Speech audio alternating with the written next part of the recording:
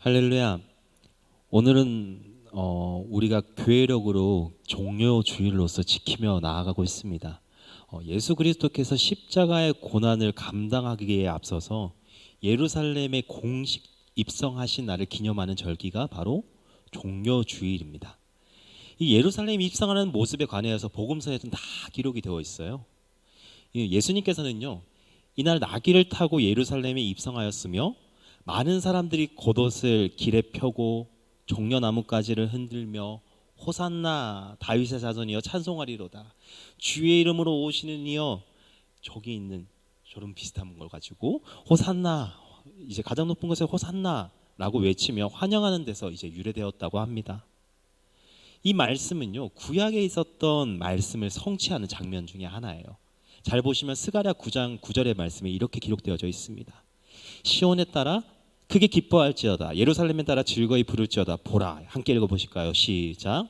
내 왕이 내게 임하시나니 그는 공의로우시며 구원을 베푸시며 겸손하여서 나귀를 타시나니 나귀의 작은 것 곧 나귀 새끼니라. 아멘. 이렇게 예언되었던 대로 그대로 진행되었고, 한때 이제 이 날을 기념하는 절기로서 호산나 주일이라고 불리기도 했었다고 합니다. 그래서 오늘 우리가 보내게 될 이 종려 주일은 이렇게 기억해 주셨으면 좋겠습니다. 예수님께서는 말씀 그대로 어린 나귀를 타고 예루살렘에 입성하셨고, 두 번째, 종려나무, 곧 야자나무잖아요. 야자나무 가지를 예루살렘 백성들이 흔들었다. 그리고 마지막으로 이 날을 기념하는 절기로 붙여진 이름이 종려 플러스 주일이라고 합니다. 어린아이들과 많은 군중이 길거리에 나와서 자신들의 겉옷을 예수님이 행차하는 길에다 깔고 종려나무 가지를 꺾어서 호산나 호산나 외쳤어요. 호산나 무슨 뜻인지 아세요? 만세라는 뜻입니다. 만세와 같은 의미인데, 여기서 보면 구하소서, 도우소서라는 이제 기원이 담겨져 있는 히브리어예요. 아주 이제 예수님께서 오셨다는 건 우리를 구원하신다, 우리를 도우시는 분이 오셨다, 만세하는 모습입니다. 아주 기쁜 마음으로 영접하는 모습이에요. 그래서 사람들이 외치면서 기쁨으로 환호성을 지르고 나뭇가지를 흔들며 왕으로 오신 예수님을 맞이하고 있습니다. 얼마나 아름다운 모습이지 않습니까? 환영하는 모습. 그러나 예루살렘에 입성한 예수님은 그 후로 6일째 되던 날에 골고다 언덕에서 처형을 당합니다. 환영의 목소리가 처형의 목소리로 일주일 사이에 바뀌게 되는 거예요.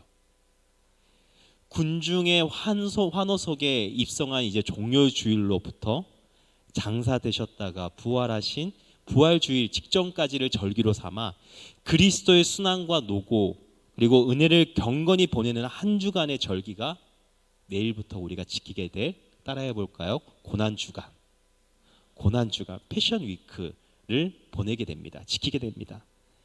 우리가 그리스도인이라면 꼭 기억해야 할 것이 있어요. 계속되는 반복되는 절기를 지킬 때 계속 반복되다 보니까 너무 또 지켜야 되네 할 수가 있지만, 제가 지금 알려드리는 분들 여러분들이 꼭 기억해 주셨으면 좋겠습니다. 우리가 믿고 따르는 구주 예수 그리스도의 순환과 죽음, 부활이요, 기독교의 본질이며 기초입니다. 그렇게 예수님의 십자가는 기독교에 있어서 절대적으로 중요한 사건 중에 하나예요. 십자가 없이는 구원이 없습니다. 기억하셔야 돼요. 십자가 없이는 구원이 없습니다. 그리고 하나 더 플러스입니다. 부활은 구원의 완성입니다. 우리가 십자가로 끝나지 않습니다. 죽으시고 다시 살린 그 부활로 통하여서 구원을 완성합니다. 이 모든 것은 절대적으로 중요한 사건입니다. 구원의 완성을 위해 예루살렘에 입성하여 죽으시고 부활하시는 날까지의 한 주간을 우리는 고난주간이라고 명하여 내 삶을 더 돌아보고 그 한 주간은 더욱더 예수님의 말씀으로 살아가기 위해 스스로를 절제하며 거룩함을 추구하는 한 주로 기념하는 절기가 바로 고난주간입니다. 우리는 그리스도인으로서 이 주간을 어떻게 보내시겠습니까? 제가 여러분들에게 권면드리면 한도 끝도 없이 하지 마라 하는 게 무한정 많아지기 때문에 여러분들이 한번 고민해 보며 고민해 보며 내일부터 어떻게 지켜 나아가야 할지 생각해 보는 오늘 하루가 되셨으면 좋겠습니다. 자, 우리는 예수님 공생의 당시를 기록한 이 복음서의 내용을 설교 시간 때 계속해서 다루고 있어요. 이 복음서에서 나타난 예수님과 함께하였던 그들을 통해 제자들과 사람들의 모습을 통해 나는 어떤 고백을 하며 어떤 믿음으로 살아낼 것인가 고민하는 시간을 갖고자 예수를 보다 라는 주제로서 2025년 사순절 시리즈를 계속해서 나누고 오늘은 마지막 설교 시리즈를 나누는 날입니다. 내용을 쭉 다시 한 번 더 되돌아볼게요. 기억하시죠? 한 서기관과 한 제자, 그리고 지나가서 갈릴리 바다의 폭풍 속에서 제자들의 반응, 그리고 이방 땅의 돼지 스토리가 담겨져 있는 나를 따르라 라는 이제 제목으로서 나의 신앙은 어느 무리와 같은가 라는 내용으로 다루었었습니다. 그리고 두 번째 시간에는 나는 어떤 믿음을 가지고 있는가, 무엇을 하나님 앞에 오늘날 내어드리고 있는가 라는 질문이 담긴 5,000명이었더라 라는 제목으로 오병이어의 스토리를 나눴습니다. 그리고 세 번째 시간으로는요, 지금까지 나눈 기적들과 이적만이 놀라운 일이 아니다. 놀라운 일, 곧 하나님의 일은 우리는 국한해서는 안 된다. 저것만이 기적이 아니다. 우리 삶에 펼쳐질 하나님의 능력과 섭리를 믿고 나아가야 한다. 또 다른 기적들이 우리 삶에서 펼쳐질 수도 있다라는 메시지를 놀라운 일을이라는 제목으로 중풍병자의 이야기를 함께 나누었습니다. 그리고 네 번째 시간, 지지난주였죠. 마르다도 주님을 온전히 사랑했으며 마리아도 주님을 온전히 사랑했다. 다만 주님을 섬기려는 방법이 달랐을 뿐 둘 다 주님을 각자의 방법으로 최선을 다해 섬겼던 자들이다. 이들에게 진정 필요했던 건 예수님이 바라보신 시선이다. 마리아와 마르다를 사랑의 눈으로 바라보신 예수님의 시선을 믿는 사람들이라면 우리 또한 가져야 한다. 올바로 바라보는 눈이 있어야 건전한 신앙생활을 할 수 있으며 미운 다툼, 시기, 질투를 버리고 살아낼 수 있다 라는 내용으로서 마리아와 마르다의 이야기를 함께 나누었습니다. 그리고 오늘은 시리즈의 마지막으로서 예수님께 향유를 부은 마리아의 이야기를 나누고자 합니다. 신약 성경의 말씀을 읽어보면요, 비교적 마리아라는 이름이 적지 않게 등장하는 것을 볼 수 있습니다. 여러 명의 마리아가 등장하는데요, 저기에 등장하는 마리아도 여기에 등장하는 마리아 같고 여기 등장하는 마리아가 저기 등장하는 마리아 같기도 하면서 분명히 다른 사람 같기도 한데 같은 사람에서 아리송할 때가 참 많은 듯합니다. 그래서 동명이인들이 헷갈리지 않게 신약에 나오는 마리아를 우리가 먼저 살펴보고 오늘의 본문의 말씀을 나누고자 해요. 첫 번째, 우리가 마리아 하면 딱 떠오르는 사람이 있습니다. 가장 대표적인 사람 누구요? 예수님의 어머니. 예수님의 어머니 마리아입니다. 수천 년 동안 모든 이스라엘 사람들이, 백성들이 열망하며 기다렸던 메시아를 성령에 의해서 잉태하게 됩니다. 그런데 그녀는 처녀예요. 요셉이라는 남자와 약혼을 했고 이제 결혼을 준비하고 있었던 시기였는데 그 시기에 임신이란 있을 수 없는 일이었습니다. 더욱이 가늠하는 자는 돌로 쳐 죽이는 율법 시대에 처녀가 잉태하였다는 것은 곧 죽음을 각오하여야 함을 뜻하는 것이기도 했습니다. 이러한 위협을 알면서도 마리아는 자신의 잉태 사실을 하나님의 은혜로 여겼고 자신의 유익을 다 포기하고 하나님의 영광만을 구하는 겸손한 태도를 보여주셨으며 죽음까지도 불사하는 확고한 믿음의 결단, 신앙의 결단을 보여주었던 마리아라는 이름을 가진 여성이 바로 예수님의 어머니입니다. 그리고 또 어떤 마리아가 등장하냐? 사도행전에 마리아는 이름이 또 등장해요. 이 마리아는 어떤 마리아냐? 사도행전에 등장하는 마리아는 마가 요한의 어머니의 마리아입니다. 헤롯 아그리파 왕에 의해 베드로가 이제 투옥돼요. 나중에 성경 말씀을 읽어보면 투옥되는데, 투옥되었을 때 성도들이 함께 모여서 베드로를 위해서 기도했던 집이 바로 마리아의 집입니다. 그 마리아가 누구냐? 마가복음의 저자의 어머니입니다. 마가복음의 저자 마리아 집에서 기도했어요. 그리고 로마서에서도 또 마리아가 등장해요. 그러면 아까 말했던 것처럼 이 마리아가 이 마리아 같고 저 마리아가 저 마리아 같은데 또 다릅니다. 로마서에 보면요, 사도 바울의 문안 인사를 보낸 로마 여성의 이름 또한 마리아로 등장하고 있습니다. 당연히 지금까지 만난 마리아와 다른 신분이에요. 다른 분이에요. 그리고 네 번째, 여러 명의 마리아 중에 네 번째, 우리가 너무나도 잘 알고 있는, 익히 들었던 예수님의 어머니의 다음으로 자라는 마리아, 막달라 마리아가 있습니다. 예수님과 제자들을 따라 갈릴리 지방을 순회했던, 같이 했던 여인이에요. 예수님께서 7 귀신을 쫓아내 주신 여인입니다. 그리고 자신의 소유로서 예수님을 열심히 최선을 다해 섬겼고 부활하신 주님을 최초로 목격했던 사람이 바로 누구요? 막달라 마리아입니다. 근데 우리가 이 막달라 마리아하고 누구랑 헷갈리려면 지난주에 나누었던 베다니의 마리아와 혼동하기 시작합니다. 향유를 부었던 자가 이제 이후에 나눌 마리아인데 우리는 막달라 마리아로 생각하는 거예요. 이렇게 혼동될 때 아닙니다. 예수님이 부활하신 첫 사건을 첫 장면을 만났던 사람이 바로 막달라 마리아고요. 그리고 오늘 본문 속에서 보는 이 마리아는요, 지난주 설교 때 나누었던 마르다와 마리아에서 만난 베다니 마리아라고 불리며 나사로의 동생인 마리아입니다. 오늘 본문의 이야기는요, 나사로 집에서 예수님을 위한 잔치로 시작이 됩니다. 왜 나사로의 집에 잔치가 벌어지게 되었는가? 오늘 본문의 앞장인 11절의 말씀에 보시면 알 수 있는데요, 지금 잔치를 여는 집 주인 나사로가 사실 병에 들어 죽게 되는 과정이 나타나고 있습니다.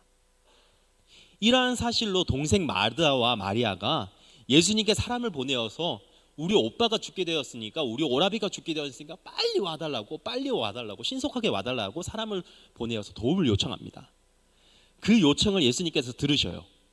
그리고 어떻게 하셨나요? 혹시 기억나십니까? 주님께서는 지금 계셨던 그곳에서 신속하게 가지 아니하고 빨리 가지 아니하시고 의도적으로 이틀을 더 유하십니다. 유하시다가 이제 때가 되었으니 나사로를 보러 가자라고 합니다. 위독한데 바로 가시지 아니었으니 나사로가 어떻게 되었을까요? 그만 죽어 숨을 거두게 되었고 장사까지 다 치른 상태입니다. 죽은 나사로는 무덤 속에 있었습니다. 마리아와 마르다는 이제 모든 것이 다 끝났다고 생각했지만 이후에 예수님께서 나타나셔가지고 나사로를 살려주십니다. 그 사이에 위대한 고백 마르다가 했다라고 여러분들이 지난주에 말씀드렸어요. 무슨 고백이었나요? 주는 그리스도시요 살아계신 하나님의 아들이시다라는 것도 베드로와 똑같이 마르다도 고백했다고 말씀을 드렸습니다. 주님께서는 나사로를 살려주셨습니다. 얼마나 큰 기적이에요. 분명히 죽어서 무덤까지 다 했는데 그 속에서 나사로가 부활해서 등장합니다. 예수님의 비유 중에서 돌아온 탕자를 보며 아버지가 버선말로 뛰어나가서 그 탕자를 안으며 기쁨으로 맞이했듯이, 그리고 이후에 탕자를 위해 잔치를 벌였듯이 마르다와 마리아 그리고 다시 살아난 나사로의 입장에서는 이보다 더 기쁜 날이 어디 있겠습니까? 당연 그냥 지나칠 수 없었던 것입니다. 그래서 자신을 부활시킨, 자신을 다시 살리신 예수님을 위하여 잔치를 벌입니다. 죽었던 나사로를 살려주신 예수님께 은혜를 입은 것에 대한 감사의 잔치였어요. 그러므로 이 잔치의 주인공이 누구예요? 예수님입니다. 주관은요? 그 식구들이에요. 자기를 죽음에서 살리신 예수님께 감사와 영광을 돌리는 잔치를 열고 있습니다. 그래서 마르다는 주방에서 분주하게 음식을 준비하고 있어요. 나사로는 주님과 함께 식탁에 앉아서 식사를 하며 이야기를 나누고 있습니다. 이때 마리아가 등장합니다. 어떻게 등장하냐? 말씀을 읽겠습니다. 3절의 말씀 시작.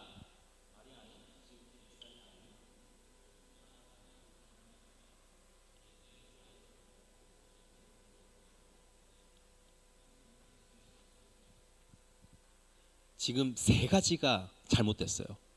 이 말씀에서 마리아가 하면 안 되는 세 가지의 행동을 합니다. 하나는 마르다와 마리아 지난번에 이야기할 때 기억나십니까? 남자들끼리 같이 모여 있을 때 여자들이 끼면 안 된다라는 것이 기억이 나실 겁니다. 그게 첫 번째예요. 마리아가 등장해서 그 남자들 무리 사이에 들어갑니다. 예수님을 만나러. 두 번째는 뭘까요? 비싼 향유를 가져다가 붓는 일입니다. 이건 계속해서 말씀드릴게요. 세 번째가 또 있습니다. 뭘까요? 자신의 머리털로 예수님의 발을 닦은 겁니다. 마리아는 매우 값비싼 향유를 가지고 예수님께 다가갔습니다. 여기서 향유라는 것은요, 말씀에 보이듯이 나드라는 식물에서 추출한 순도가 매우 높은 향유였으며, 이제 무게가 얼마나 되냐면 약 340g 정도 된다라고 합니다. 여기서 본문에서 말하는 한근은요, 우리가 알고 있는 한근, 고기의 한근과는 다릅니다. 고기 한근은 몇 g이에요? 600g. 네, 그거랑 달라요. 오늘날 통용되는 무게가 다르고, 이제 원어 리트란에서 번역된 것인데, 오늘날 이제 큰 용량의 캔 음료 정도 무게에 해당한다고 보면 됩니다. 이제 뚱캔 355 정도 되잖아요. 이 정도의 향유를 예수님의 몸에 부어버립니다. 상상이 가십니까? 355 이제 뚱캔을 가져가서, 그냥 상상이에요. 이거는 나드가 아니고 그걸 들고 가가지고 뚜껑을 열어가지고 콸콸콸콸 부어버리는 거예요. 생각보다 여러분들 그 뚱캔 양 많은 거 아시죠? 제가 지난주에 단기 선교 준비 모임을 하다가 택형 형제의 콜라를 쏟았습니다. 저 이제 연습을 하고 있는 중이었어요. 이제 춤 연습을 하다가 저도 신발 하나서 따라 추다가 툭 쳤는데 콜라를 친 거예요. 아마 그게 약 한 355 정도 되었던 것 같아요. 흐르자마자 급하게 닦았는데, 와, 휴지를 얼마나 썼는지 모르겠어요. 많은 양을 씁니다. 그렇게 이제 향유를 예수님의 몸에 붓습니다. 공관복음의 기록에 따르면요, 한 여인이 향유를 예수님의 머리에 부었다라고 기록되어져 있어요. 머리에 부은 향유가 이제 아까 말씀드렸지 340g, 적지 않은 양이잖아요. 예수님의 머리에서 흘려내려 발끝까지 적셔졌을 것으로 봅니다. 아니면 마리아가 향유를 머리에 부은 후에 일부러 예수님의 발에 부었을 수도 있습니다. 근데 당시 문화를 고려하면, 이것도 설교 시간에 나눴어요, 이 발이라는 것은요, 가장 오염이 되기 쉬운 부위입니다. 그래서 몸의 신체 중에서 가장 천하게 생각했습니다. 오늘날처럼 양말이나 신발을 신지 않았기 때문에 발이 깨끗할 수가 없었어요. 그 발에 값비싼 향유가 머리에부터 흘러내렸든지 아니면 직접 부었든지, 마리아가 지금 붓고 난 뒤에 하는 행동이 충격에 휩싸이게 만듭니다. 무엇이냐면 자신의 머리털로 예수님의 발을 닦는 것을 사도 요한은 지금 기록하고 있는 거예요. 이제 유대에서 여자가 머리를 풀어 해치는 것은 사실 수치로 여겼던 것이었습니다. 수치로 여겼다고 합니다. 머리를 풀어가지고 자신의 머리털 가지고 예수님의 발을 닦습니다. 그러한 시선에도 불구하고 그녀는 전혀 개의치 아니하고 자신의 머리털로 가장 천시되는 부분인 발을, 예수님의 발을 닦습니다. 이는 값비싼 향유와 흙과 먼지로 오염된 발의 극적인 대조와, 그리고 그 발을 머리털로 닦는 상식을 초월한 행동을 기록함으로써 마리아가 얼마나 주님을 사랑했는지를 보여주고 있는 장면입니다. 값비싼 향유를 주님을 위해 바치는 것 자체도 쉬운 일이 아니었지만, 아무리 존경하고 은혜를 베푼 고마운 분일지라도 자신의 머리털로, 한번 상상을 해보세요. 여러분들에게 은사님이 계실 겁니다. 여러분들 존경하는 선생님이 계실 거예요. 근데 너무 존경해가지고 가가지고 발 앞에서 부어요. 붓고 난 뒤에 내 머리 풀어서 머리털로 발을 할 수 있겠습니까? 못합니다. 보통 사람이로는 감히 행할 수 없는 일을 누가 했냐? 마리아가 합니다. 이러한 행동을 보면 우리는 뭐라고 표현을 하는지 아십니까? 도를 넘는 행동이라고 표현을 합니다. 이러한 행동에 예수님을 팔아넘긴 가룟 유다는 도를 넘는 행동이라고 생각을 하며 그녀의 행동을 책망합니다. 뭐라고요? 4절에서 5절의 말씀. 제자 중 하나로서 예수를 잡아줄 가룟 유다가 말하되, 5절, 이 향유를 어찌하여 300데나리온에 팔아 가난한 자들에게 주지 아니하였느냐 하니. 여기서 한 데나리온은 일당입니다. 일당. 하루 품값이에요. 그렇게 300데나리온은 얼마나 일해야 될까요? 300일을 일해야 된다라고 보면 됩니다. 이 300데나리온의 값어치를 하고 있는 이 향유는 1년을 열심히 일을 하고 정말 아끼고 쓰지 않아야 살 수 있는 물건입니다. 지금 헛돈을 썼다라고 책망하고 있는 거예요. 지극히 인간적인 생각입니다. 얼마나 아까울까요? 생각해 보세요. 여러분들의 연봉의 거의 한 90%에 되는 부분을 한 방에 쓴 겁니다. 물건을 구입하는 게 쓴 게 아니라 그냥 부어버리는 데 써버린 겁니다. 그래서 허투루 쓰고 있는 마리아를 향해서 가룟 유다가 차라리 가난한 자들에게 줄 것을 뭐 하는 짓이냐라고 책망하고 있는 거예요. 일리가 있는 말이지 않습니까? 그런데 우리가 읽은 본문에서는 도리를 지키는 것처럼 보이는 가룟 유다의 생각에 다음과 같이 말을 덧붙이고 있습니다. 6절의 말씀 함께 읽어보겠습니다. 시작.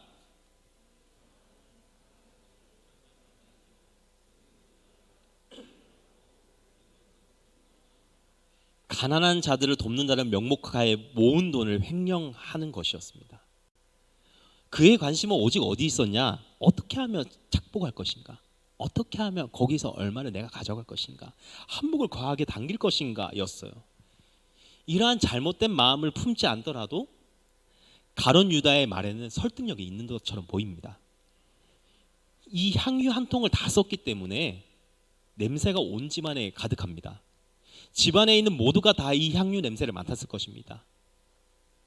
1년치 연봉에 해당되는 금액을 조금만 계산해봐도 더 좋은 곳에 쓸 수 있을 것을 지금 한 방에 낭비하고 더군다나 수치스러운 행동을 한 마리아를 보고 있으니까 속에 천불이 나지 않았을까요? 가족들이며 함께 거기에 있던 사람들이며.